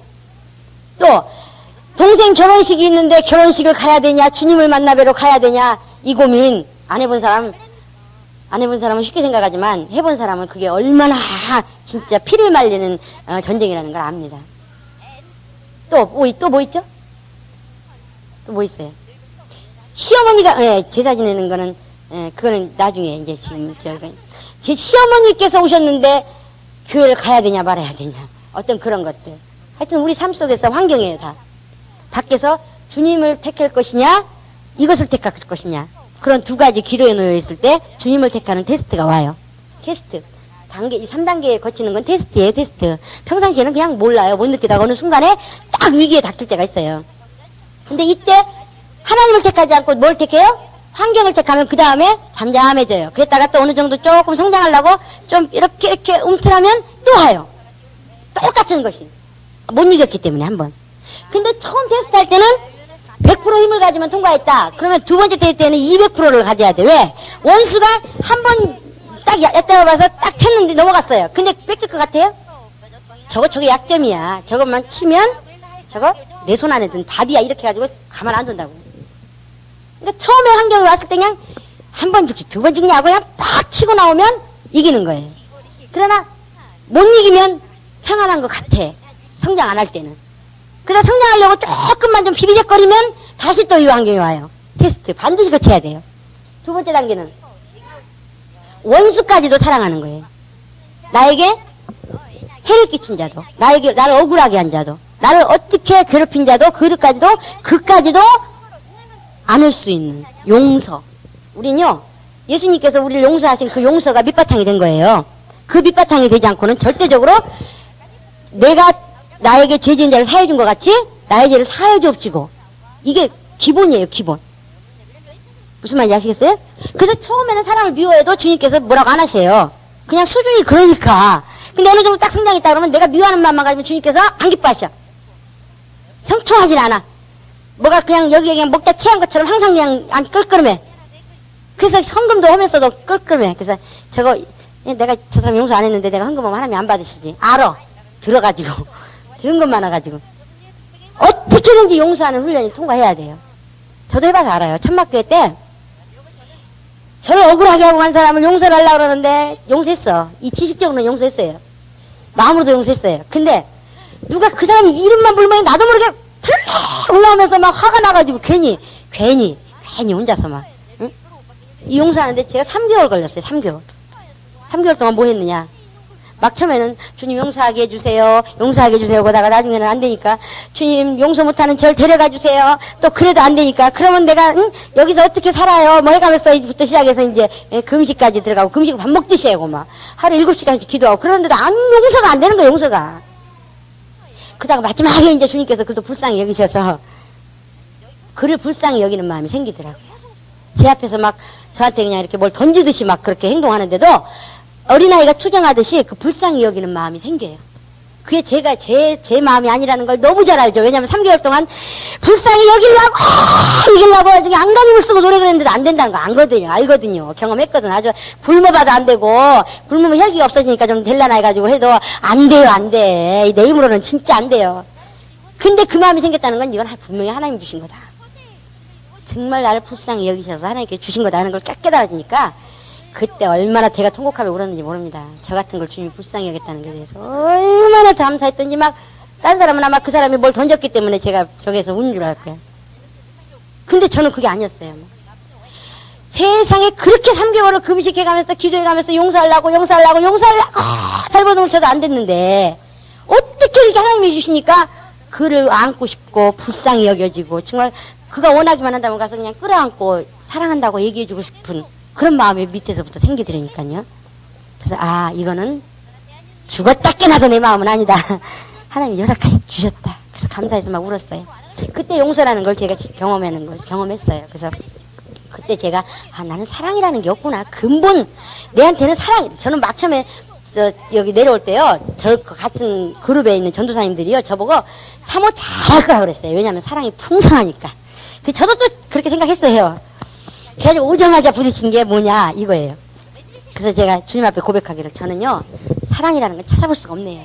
그때부터 제가 여기 교육을 하면서 썼습니다마는, 주님의 사랑과 주님의 심정을 저에게 채워주세요. 그렇지 않으면 저는요 사모는 둘째치고 제 신앙생활도 못하겠습니다. 그래가지고 그렇게 여기다 저도 마찬가지고 여러분도 마찬가지고 그렇게 기도하지 않으면 안 되겠다는, 신앙생활이 그렇게 하지 않으면 안 되겠다는 걸 알았기 때문에 여기다 적어놓는데, 두 번째가 뭐냐, 용서예요. 용서. 근데 여러분 신앙 안에 딱 들어오고 1단계 정도 통과할 정도 되면 용서할 사람이 세상에 있지 않아요. 원수가 세상에 있는 사람 가지고 여러분 용서 못해서 막 울고불고 이렇게 하는 건 초보 단계예요. 초보 단계. 기초. 아니에요. 어디서 부딪히게 하느냐? 교회 안에서. 그래야 뭘 해요? 가지치기를 할 수가 있어요. 집사님들끼리 싸웠으면 그냥 싸웠지 왜 교회는 떠나냐고. 예? 안 그래요? 꼭 싸우고 나면 그러잖아요. 저게 이 교회 나가든지 내가 이 교회 나가든지 나가야 된다고. 그런 말 안 해요? 왜 그 말을 할까요? 원수가 그 싸움을 붙인 원인이 뭐예요? 이거 뒷 배경이 뭐예요? 어떻게든지 가지에서 잘라내려고. 그것만 알아버리면요, 돈을 잃어버렸건 뭐를 잃어버렸건 내 한쪽 팔을 잃어버렸어도 절대적으로 우리는 붙어 있을 수 있어요. 무슨 말인지 아세요? 원수가 노린 게 뭐야? 내가 지금 이 교회에서 떨어나가게 만들려고 하는구나. 그러면 내가 안 되지. 한쪽 팔 잘려도 난 하나님 나라에 가야 돼. 이렇게 되는 거예요. 근데 이 용서 못할 사건이 뭐로 오느냐? 대부분 물질 관계로 와요. 물질 관계로. 갯돈놀이, 특별히 피라미드 다단계 판매 그런 거에 연루돼가지고 쭉 이렇게, 여기 열줄 돼가지고. 또 뭐 있죠? 또 뭐 있어요? 하여튼 하여튼 그런 모임들. 그러니까, 여기서 이제 우리가 그리스도의 몸의 모습에서 다시 얘기하겠지만, 요렇게 맺혀진 이런 그룹들, 그러니까 수직과의 관계. 수직관계가 아닌 평행관계, 그러니까 수평과의 관계를 가지는 모임이 교회에서 생기면, 교회에서 허락하지 않은 모임이 생기면, 그건 반드시 원수가 가지고 놀기에 합당한 장소예요. 무슨 말인지 아시겠습니까?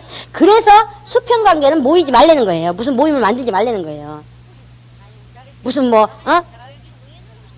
교회에서 구역장들끼리 모여라 안 했는데 우리 구역장들끼리 무슨 단합대회를 가집시다 이런 거 있어요. 왜 40대 집사들끼리 아니면 40대 남자들끼리 모임을 갖는다 아니면 무슨 교회에서 허락한 게 아닌데, 그런 모임은 절대적으로 생산적이지 못해요. 열매 맺는데 아주 악한 존재지 절대적으로 유익을 주는 존재가 아니에요. 그렇기 때문에 그런 거는 절대적으로 허락하면 안 되고, 또 교회에서 그런 모임이 생기면 얼른 파괴시켜야 돼요. 깨트려 버려야 돼요. 그래서 용서를 못하는 환경이 와요. 대부분 윗집 분자하고도 많이 부딪히고 아랫집 분자하고 부딪혀서 용서 못하는 경우는 거의 없어요. 왜? 윗집 분자가 그래도 그릇이 요만큼 더 넓으니까 윗집 분자를 하나님께 세우셨을 것 같아. 그러니까는 그래도 큰딸하고 둘째, 큰아들, 하여튼 첫째하고 둘째 보면요, 그러니까 옛날에 그런 말 있잖아요. 아무리 못나도 형만 하나하고 없다는 얘기가 그 말이요. 저는 아주 진짜 절감을 해요. 주변에서 보면서. 그게 아무것도 아닌 것 같아도요, 벌써 큰 딸이 생각하는 거하고 둘째 딸이 생각하는 건 틀리더라고. 근본적으로 틀리더라고. 우리 어떤 집사님 두 아들이 있는데, 하나들은 제가 돈을 1,000원씩 줬거든요. 그랬더니 하나들은 빨리 아이스크림 사 먹으러 가자 그래요. 둘째가. 첫째는 뭐라는 줄 아세요? 엄마 걸어가려면 힘들잖아. 우리 걸어가면 힘드니까 이걸로 버스 타고 가. 그러니까 막 둘이 싸우는 게 없어. 왜 그러냐 그랬더니 그 얘기를 하는 거예요. 응? 우리 집에까지 들어가려면 버스 타고 가야 되는데 돈이 없어서 엄마가 걸어가야 되는데, 이 돈 가지면 충분히 버스 타고 가는데 엄마 지금 힘든데, 응? 버스 타고 가려고 지금 안 사 먹는데 얘는 자꾸 사 먹자고 그런다고. 그 말 듣는데 제가, 그래 너무 큰아들이다. 너무 큰아들이다 그랬어요 제가. 참 그게요. 그래서 윗집 분자가 아주 주님이 이집 분자를 주실 때 그래도 이만큼이라도 그 사람을 품을 수 있는 마음을 주셔요. 물론 또 돌아가면 또 달라질지 모르지만 어쨌든 그 상황에서는. 그러니까는 밑에 집 분자 때문에 실족되진 않아요. 근데 밑에 집 분자는 위에 집 분자 때문에 실족이 많이 돼요. 상처를 많이 받아요. 왜? 믿고 따랐고 믿고 헌신했고, 그러니까 하나님께 헌신하려 했는데 윗집 분자에게 헌신했으니까 그렇게 되는 거예요. 그러다 보니까 나중에 상처로 오게 와버려요. 배신이. 그러니까 그게 요 훈련 단계에 들어가면요, 별거 아닌 거 가지고도 그러니까 왜 옛날에 그런 얘기 들었어요 제가. 부부간의 싸움에서 이혼하러 왔어요. 근데 왜 그랬습니까? 그랬더니 근본을 다 따져가 보니까 남편은 앞으로 치약을 짜서 쓰고 부인은 옛날부터 집안에서 습관이 어떻게 했냐, 뒤를 잘라가지고 짜버릇하는 습관이 있어가지고 양쪽을 잘라놨어. 여기를 잘라놨어. 그러니까 남편은 위로 잘라니까 밑으로 쭉 나오니까 여기 다 베리고, 그러니까 부인하고 그것 때문에 싸워가지고 결국은 뭐여까지 왔냐, 이혼까지 온 거예요. 그래 가만히 돌아보니까 생각해보니까 별거 아닌 거야. 아니 어디 짜면 어때, 당신 그럼 치약 2개 사다 놓고 당신 이걸로 쓰고 날 이걸로 쓰면 이렇게 하면 해결은 간단한 건데 별거 아닌 거 가지고 그렇게 똑같아요. 이 용서의 환경, 용서라는 단계에 딱 들어가면요, 그거 별거 아니에요. 지나놓고 나면 그까짓 걸 가지고 내가 피 터지게 싸웠나, 이게 막 기가 막히고 어이가 없을 정도로 그런 거예요, 그런 거. 근데도 단계에 딱 들어가면 그 다음부터 안 보이는 거예요. 앞에 안 보여요. 원래 옛날에 그런 말 있잖아요. 며느리가 미우면 아무리 이쁜 짓 해도 믿고, 며느리가 이쁘면 아무리 미운 짓을 해도 이쁘다는 말이 있죠. 한번 딱 이 단계에 걸리면요, 그 사람이 아무리 잘해줘도 상당히 안 받아집니다. 그럼 뭐밖에 없냐? 하나님께서 나를 불쌍히 여기시는 것밖에 없어. 그러니까 주님께 불쌍히 여김받기 위해서 와서 주무시는 날이 있어도 와서 울어야 돼, 와서. 여기다 휴지 하나 갖다 놓고 울어요, 울어. 그거밖에 없어요. 해보니까 그래, 해보니까. 제가 해보니까. 기도가 돼요? 유창하게? 그런 게 어딨어요. 그냥 앉아서 우는 거지 뭐. 주님, 저 용서 못해요. 용서 못해가지고 어떻게 헌금을 해요? 용서 못한다면서 어떻게 하나님을 사랑해요? 어떻게 용서 막 그래서 용서 다 했거든요. 근데 나가니까 또 뭐라고 한 말 해드니까 또 그냥 그 밑에서부터 올라와가지고 또 그러고. 이게요, 진짜 힘들더라고요. 네? 그건 오로지 주님이 나를 불쌍히 여기는 것밖에 없어요. 주님이 불쌍히 여기도록 와서 무릎 꿇고 기도하고. 성경 봐지냐 안 봐져요. 그때는 그냥 찬양을 많이 하세요. 많이 찬양을 많이 하시고, 돼지 멱다는 소리라고 해도 할 수 없어요. 어떻게 해? 자기가 살기 위해서는 해야지 뭐. 그리고 울어요. 와서 그냥 주무시나 있어도 와서 울어요, 그냥. 응? 그러면 시간이 좀 걸리면 이제 용서가 되는 단계가 와요. 그러니까 하나님의 도움 이외에는 우리가 용서할 수가 없어요. 용서할 수는 힘이 없어요. 그게 몇 대 단계라고요? 2단계. 우리는 하나님 앞에서 반드시 알아야 될 것은요, 나에게 해끼친 자를 용서하지 않고는 하나님의 용서를 받을 수가 없어요. 우리 1만 달란트 빚진 자가 100데나리온 빚 용서 안 해주니까 어떻게 돼요? 다시 감옥에 가둬버렸잖아요. 이게 2번째 단계예요. 2번째 단계. 주님 나라 가려면 반드시 거쳐야 될 단계. 3번째가 뭐냐? 하나님의 작품을 만드는 열매를 맺는 데 있어서 누구하고 동역이 돼야 돼요? 목회자하고. 그러니까 목회자를 동역자로 여길 수 있는 그 단계. 이때는 맨날 목회자의 단점만 보여. 갖고 맨날 입에서 나오는 불평이 그거야. 이래가지고 어떻게 이 교회에 있어, 이래가지고 무슨 내가 뭘 해, 이래가지고 그래가지고 교회를 떠나야 돼. 결론은 결론이 뭐냐? 그 말하는 의도가 뭐냐? 결론이 뭐냐? 교회 떠나야 된다는 게, 교회 떠나야 된다는 게. 요거까지 딱 통과하고 나면 그 다음부터는 동역자예요. 동역자. 하나의 주님의 작품을 남기는 교회라는 그런 교회의 동역자. 그리고 난 다음에 4번째 단계는 뭐냐? 이제는 하나님과 나의 관계에서 인내밖에 없어요. 인내밖에 없어요. 이외에는 다른 거 아무것도 없어요. 오로지 참는 거. 그냥 죽인다 그래도 참고, 너는 뭐 죽이려냐 해도 참고, 그냥, 예? 뭐 너는 죽어야 돼 해도 참고, 돌이 날라와도 참고, 그냥 참는 거예요. 왜? 예수 이름이 종기에 드러나서 열매가 맺혀있게 했어. 하기 위해서. 그게 과정이에요. 신앙생활의 과정. 다른 말로 말하면 포도나무에 젖붙임돼서 열매를 맺기까지 견뎌내야 될 과정. 근데 이게 첫 번째, 이게 1년 안에 오겠죠? 그쵸? 그리고 2년 동안은 충분하게 신앙생활해요. 그리고 한 3년째 되면 또 이게 와요. 빨리 오는 사람은 승질 좀 급한 사람은 막 2번째, 3번째 단계가 막 한꺼번에 오는 경우도 있고, 막 그냥 중간에 오는 경우도 있어요. 근데 대부분은 세월이 이렇게 요구해요. 하루아침에 포도나무가 열매 맺는 거 아니잖아요. 그쵸? 자라야 되고, 어느 정도 성장해야 돼요. 그래서 요게 1년, 요게 한 3년 정도 3년째 되면은 이런 게 오더라고요. 그 다음에 목회자까지는 5년 정도 걸려요. 물론 그 전에 되는 사람도 있어요. 그러나 대부분은 신앙생활 한 지 한 5년 정도 되면 목회자와의 관계가 와요. 그 뒤로는 이제 뭐예요? 뭐 이제 세월이 이제 약이지요. 세월이 약이지요. 뭐. 응? 그래서 요 단계 다 거치고 나면 하나님의 자녀다운 성품이 나오면서 그 체질로 바뀌면서 지체가 되는 거예요. 이해되십니까? 그런데 지체가 돼서도 나는 통과했는데 너는 그것도 못 통과하냐? 그러면 아직 통과 안 한 거예요. 무슨 말인지 아시겠습니까? 이걸 통과했다면 자연스럽게 내 안에서 그래, 너 통과하는데 얼마나 힘들겠니? 나도 힘들었어. 얼마나 힘들겠니? 영혼을 긍휼히 여기는 주님의 심정이 나와버려요. 그게 안 되면 아직 통과 안 한 거예요. 무슨 말인지 아시겠습니까? 어떤 영혼이 범죄하고 어떤 영혼이 뭘 잘못했고 어떤 영혼이 힘들어하고 어떤 상황이 왔을 때에 그 영혼이 불쌍한 생각이 들어야 돼. 그래야 주님의 심정, 포도나무에게 붙어있는 가지에 주님에게 접혀있다고 말할 수 있는 거예요. 주님이 나는 온유하고 겸손하니 내게로 와서 배우라 그랬어요. 그쵸?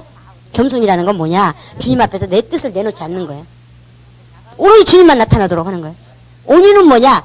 어떤 사람이라도 품을 수 있는 거예요. 어떤 사람이라도. 그러니까 내가 이런 사람 품고 이런 사람 못 품는다 그러면 그 그릇밖에 안 되는 거예요. 요 사람까지는 품어요. 그러면 요 그릇밖에 안 되는 거예요. 온유한 자는 땅을 기업으로 얻을 것이니. 기업이 어디예요? 하늘나라에 가서 땅을 기업으로 얻는데 그 땅에 기업으로 얻는 그 평가가 뭐냐? 사람이에요, 사람. 이 땅에서 얼마만큼 사람을 품을 수 있느냐. 그러면 이 세상에 모든 사람을 품을 수 있다. 그러면 그 사람은 진짜 멋있는 큰 그릇이죠. 그 훈련이 뭘 통해서? 주님의 그 테스트를 통해서. 자기가 원래 마음 넓은 사람 말고요. 그런 사람 예수 들어가기 힘들어. 자기가 잘났다고 생각하기 때문에 절대 나는요 이 세상에서요 절대 사람한테 해 안 끼치고 살았어요. 그럼 할 말이 없는 거지 뭐. 그치? 그러니까 예수가 필요하지 않은 거예요. 이런 모든 것들을 뭘로 말미암아? 성령으로 말미암아 이겨냈을 때. 성령으로 말미암아 이겨냈을 때 그때야 비로소 단계가 통과된 거예요. 그런 사람은 자동적으로 예수의 성품이 절절절절 나와요. 그냥 예? 풍성하게는 안 나오더라도 그 사람인지라 순간순간마다 혈기 안 나온다면 거짓말이죠. 그렇지만 빨리 돌이켜서 또 주님의 성품, 또 빨리 돌이켜서 주님의 성품, 이게 돼요. 그래서 어떤 영혼을 보더라도 긍휼히 여기는 마음이 생기는 거예요. 어떤 영혼을 보더라도. 왜? 주님이 그러셨으니까. 그러니까 주님께 접붙이면 되니까 주님의 하나님께서 긍휼히 여기셔서 예수를 보내서 우리를 구원하신 것처럼 예수도 우리를 긍휼히 여기는데 그 다음에 그 뜻을 받는 그 뜻을 나타내는 우리도 당연히 우리에게서 뭐가 나타나야 돼요? 그리스도의 성품이 나타나야 되는 거예요. 하나님의 뜻이 나타나야 되는 거예요. 뭘? 영혼을 긍휼히 여기는 거예요. 그러니까 술주정뱅이가 왔건 도둑놈이 왔건 사기꾼이 왔건 뭐 했건 우리는 불쌍히 여겨야 돼요. 근데 나중에 또 이제 말씀드리겠습니다만 하나님께서 미워하시는 자가 있어요. 그걸 느낄 수 있어야 되는데 그런 사람은 불쌍히 여기면 안 돼요. 그럼 나도 똑같이 망해요. 그건 나중에 말씀드릴게요. 그래서 일단은 우리는 이 환경 이런 것들을 통과하고 나면 뭔 마음이 생긴다고요? 그리스도의 성품이 생기는 거예요. 그리스도의 성품. 요걸 통과하면서 그리스도의 성품이 나에게서 접붙임이 되니까 포도나무 가지로 접붙임이 되니까 뭐가 흘러나와요? 그리스도 성품이 흘러나오는 거예요. 내가 나타내고자 하는 것이 아니라 순간순간마다 나타나요. 그게. 그래서 저는 제가 다른 건 가지고 성장했다고 생각 안 해요. 뭐가 가지고 성장했다고 생각하냐면 옛날에는 되게 참 제가 의인인 척하고 이 사람 저 사람 참 정죄 많이 했어요. 속으로만. 겉으로는 사람 절대 안 괴롭히죠. 응? 겉으로는 말 안 해요. 상처 입을까봐. 근데 속으로는 야 너도 인간이냐? 어째 인생을 그렇게 사냐? 사람이 그렇게밖에 못 사니? 맨 속으로. 그러니 참 지금 생각해도 참 한심한 짓을 하지. 근데 세월이 흐르면서 저렇게 안 살고 싶은데 사는 저 마음은 어떨까? 또 정말 기준이었던 거라는 거 알고 저렇게 살고 싶을 텐데 그렇게 못 사는 저 마음은 얼마나 안타까울까? 이제는 그렇게 돼요.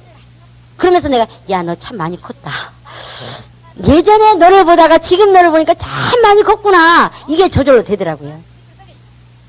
우리가 대부분 생각할 때 교회에서 성장하면은 막 주님이 막 으쌰 많이 하고 막 설치고 다니고 많이 막 전도 많이 오고 막 교회를 휘두르면은 저 사람은 참 믿음 좋고 참 성장 많이 한 사람 이렇게 평가하는데 절대 그렇지 않아요. 그거는 평가의 기준이 아니에요.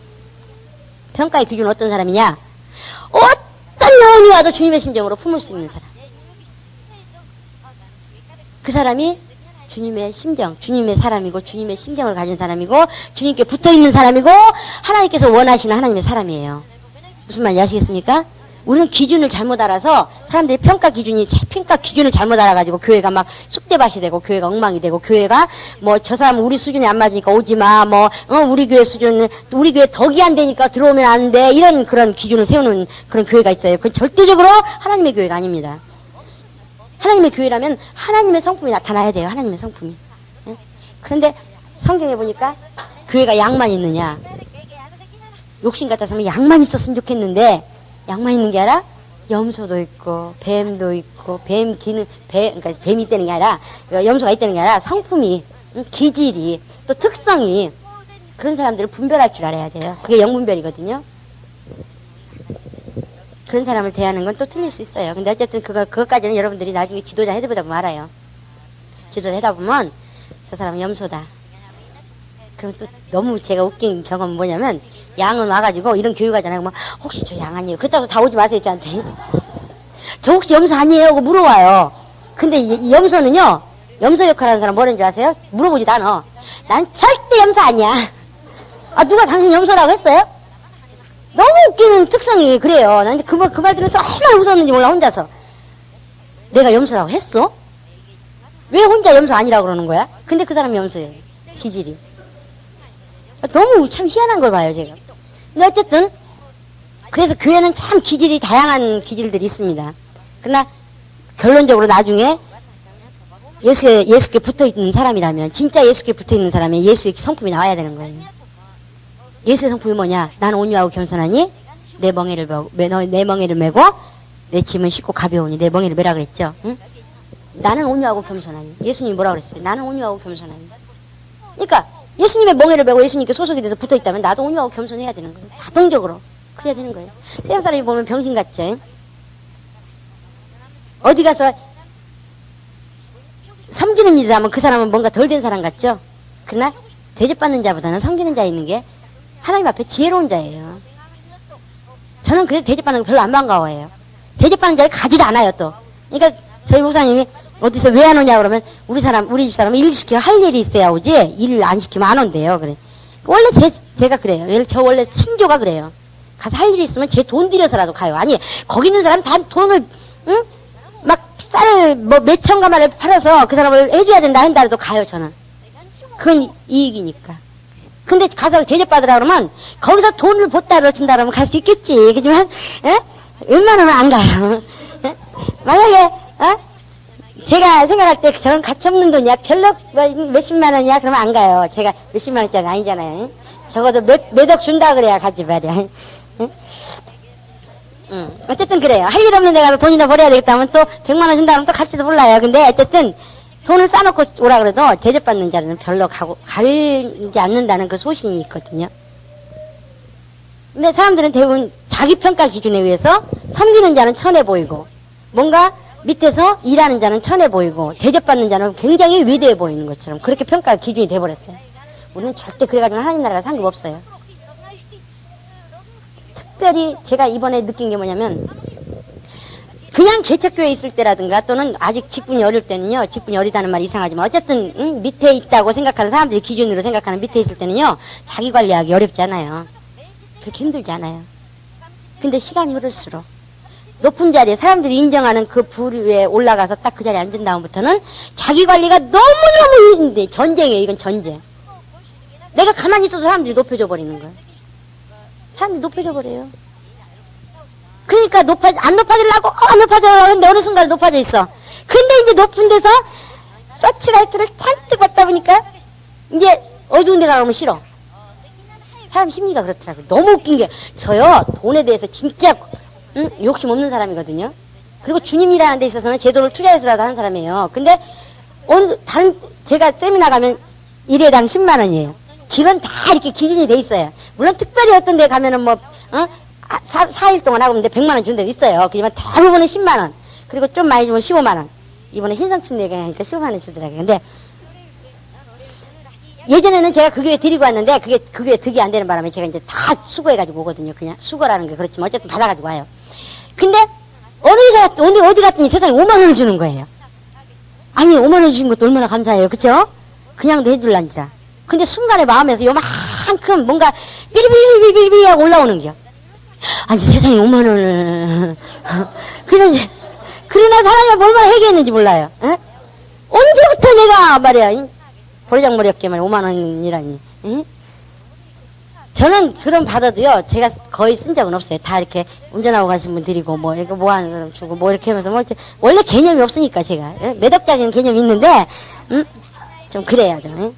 그러다 보니까는, 그런데도 어쨌든 그 돈 자체가 5만 원과 10만 원이라는 차이가, 그게 별거 아닌데도, 순간에, 아니, 내가, 이렇게 되더라고요. 그래서, 정말 겸손히 이게 지키기가, 나이 들수록, 나이가 보다도 이제 연륜이 흐를수록 더 힘들구나. 진짜 힘들구나. 그래서 나이 드신 분들이 제가 지나간 얘기입니다만 저희 목사님 진짜 하나님 앞에 진실하다는 걸 제가 정말 칭찬합니다. 왜냐하면 사실 이 정도의 목회 연륜 에서 또 그만한 대우를 받고 있는 그런 자리에서 자기 실수를 고백하고 자기 어떤 부족한 점을 다 얘기한다는 건요. 하나님 앞에 설날을 생각하지 않는 이상은 그렇게 할 수 없는 거예요. 예전에 제가 한 목사님을 굉장히 좋아하는 목사님이 있어요. 그 목사님이 누구였냐면 22년 동안 목회를 하셨는데 시골에서 10년 하시고 평택에 와서 10년 하시고 22년 하셨는데 그분이 제가 만났을 때 22년이었어요. 연세가 지금 그때가 60이었어요. 근데 당신이 단위에서 그것도 선생들 피레미 같은 선생들 나이가 다 20대 10대 이렇게 제가 제일 나이 많았어요. 30대. 근데 그 앞에서 나는 목회 어딨어. 하나님 앞에서 내가 뭘 했나 참 진짜 한 게 없다. 이래가지고 하나님 나라에 가서 내가 어떻게 무슨 일 했다고 할 수 있는가. 난 참 진짜 아무것도 모르고 살았어. 그 고백을 하는데요. 정말 제가 거기서 뿅 가버렸어요. 목사님들 많이 만나봤지만 저렇게 겸손하신 분을 만나기가 쉽지 않다. 더군다나 나이가 60이시면요. 그게 그렇게 쉬운 게 아니에요. 근데 그렇게 말씀하셔서 그 다음부터 제가 저런 분 옆에 있으면 내가 적어도 교만하진 않겠다. 그래서 그분을 친구로 삼아서 친구라고 그러니까 이상하지만 그래서 제가 힘들 때는 가서 예물 가지고 가서 안수 좀 해주세요. 그러고 또 진지도 대접하고 안수해 주세요. 그러고 그런 분이에요. 근데 세월이 흐를수록 연륜이 쌓일수록 자기 지위가 올라가면 올라갈수록 자기 관리한다는 게 진짜 하나님 앞에 설날을요. 천지가 뒤집어져도 나는 오늘 저녁에 하나님이 날 부르실지 몰라. 하나님 앞에 서야 돼. 그 자세 아니면 자기 관리 못해요. 우리 영적 전쟁이에요. 그게 전쟁이에요. 그래서 지금 제가 자기 관리 잘한다고 자만하지 마세요. 연륜이 흘러서 세월이 흘러서 목회자건 목사건 전도사건 직분하고 아무 상관없어. 주님 앞에 가서 서야 돼. 누구나 다.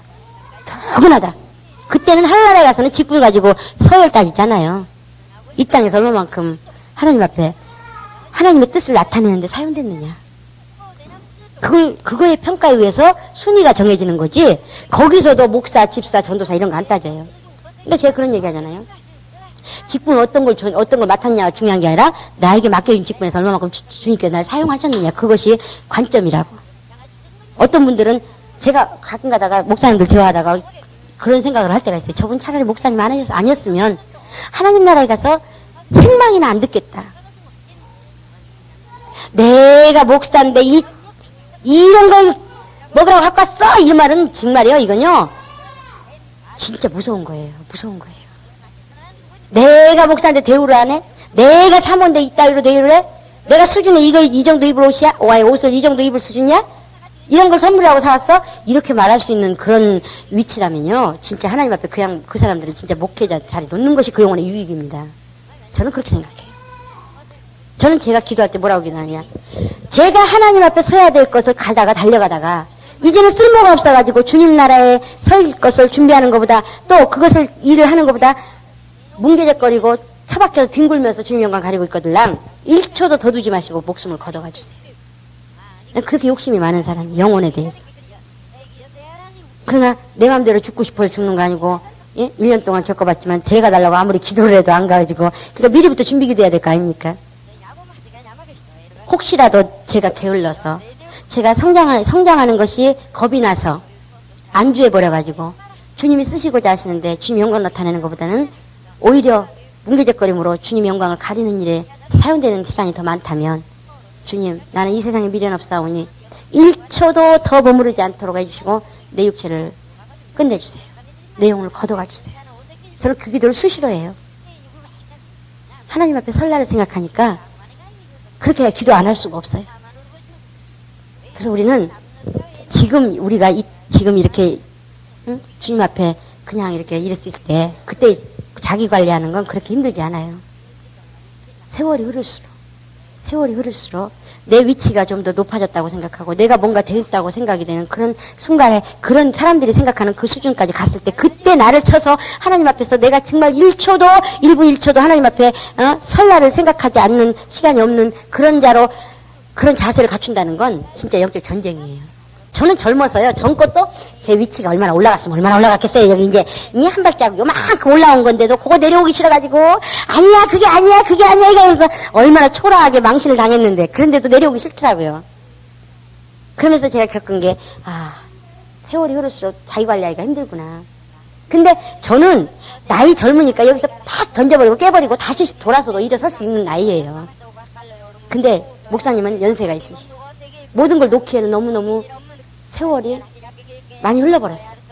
그리고 다시 내려와서 거기에 내려와서 낮은 자로 이렇게 하기에는 버려야 될 게 너무 많아. 그동안 사람들이 막 쌓아줘가지고.